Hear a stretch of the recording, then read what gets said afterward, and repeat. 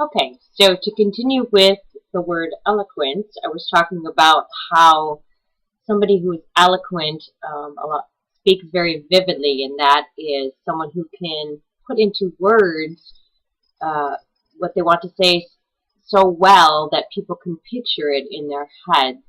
So they can be a very vivid speaker or a persuasive speaker if they are eloquent.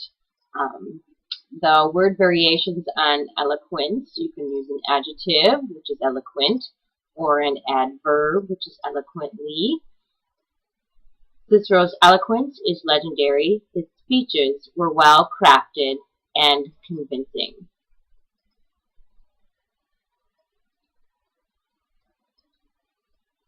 And I kind of like this political cartoon by Tom McMahon to explain the word eloquence.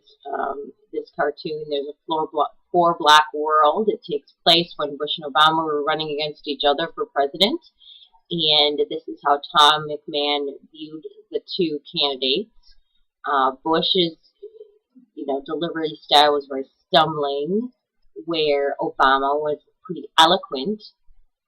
But ironically and paradoxically, as he puts it, the clarity of their message, Bush was very clear, but Obama, it was a little bit hard to understand, even though he was quite eloquent. And normally this is a paradox because if somebody is eloquent, they would make their speech so easy to understand, so vivid, so persuasive, that we wouldn't be confused. We would be persuaded. But he believes that even though Obama spoke eloquently, which kind of gets more to that pretty speech I was thinking about earlier, he felt that Bush, even though he stumbled, was a little bit more clear in his message than Obama. So that, I guess, is the paradox of eloquence. Paradox meaning it doesn't seem that it could be true, but it actually is. So it doesn't seem that an eloquent speaker such as Obama could not make sense, but he actually didn't, according to Tom McMahon.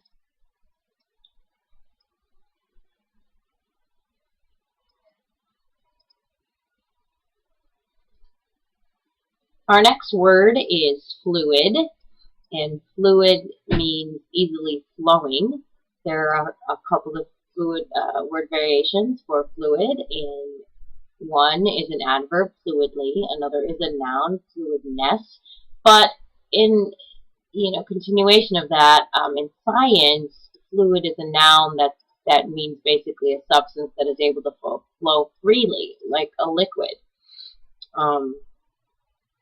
And so I just thought I'd put that there just as a way that might spark your background knowledge. And I'm sure many of you have heard the term fluid in science. The two old friends' conversation was fluid. Each of them was able to respond quickly and easily to what the other had to say. And I kind of like this picture because it's a bunch of people talking and they're very, very happy, having a conversation, eating some nice lunch, and I'm sure they are speaking fluidly to each other because the conversation flows well, they're smiling, they're happy, nobody's confused, everybody understands.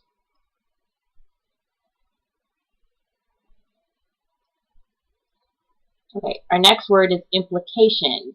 And implication is a noun, and it means the act of suggesting or hinting. There is one word that I did forget to put on here that's also a variation. Well, there's the verb implicate, but there's also the verb imply. And when we, I think you probably know imply more than any of these other words because we ask you many times to imply the meaning of something on a test, or when you're reading, you have to imply and read between the lines. What is the author trying to make you understand, even though he doesn't directly state it? So that's what implying means. They're suggesting at it or hinting at it. So this sentence, when your mother asks, "Were you raised in a barn?" the implication is that you should close the door. She's implying that you really shouldn't be having that door open when you're doing you know what. And this is kind of a good cartoon that goes with that. In this panel, you can't even see my legs, yet you assume that they're there. And that's a nice way, two different ways to say there. The middle panel, you don't see his legs, and he's showing that, but he says, even though they're not. So you're implying that he has legs because your experience shows that anybody sitting down has legs. Or a person has legs, not necessarily anybody sitting down, but a person probably has legs. So we're assuming. Assume is a good word for implied. Another word, a synonym.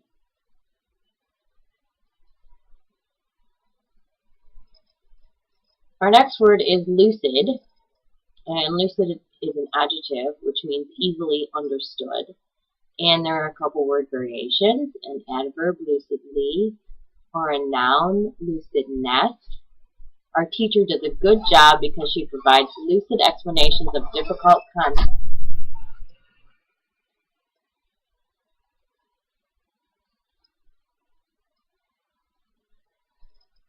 And the video or the graphic I used for this is kind of like what will happen if you may have lucid essays.